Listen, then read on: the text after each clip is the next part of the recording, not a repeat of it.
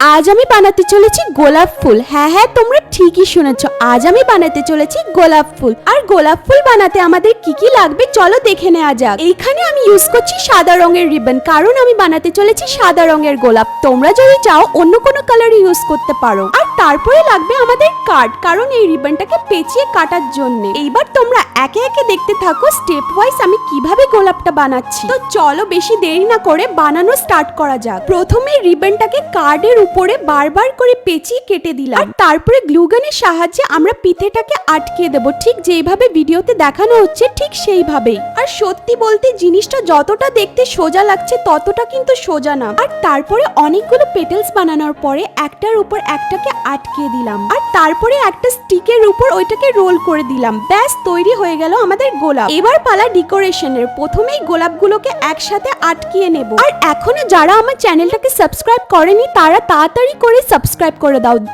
তাড়াতাড়ি করে দাও। এরপরে যার জন্য বুকেটা বানিয়েছিলাম তার রিয়াকশনটা একবার দেখে নাও। আর হ্যাঁ, ওর হোয়াইট গোলাপ পছন্দ, তাই আমি ওর জন্য একটা হোয়াইট গোলাপের বুকেই বানিয়েছিলাম। ওর তো ভীষণ পছন্দ হয়েছে। আর তোমাদের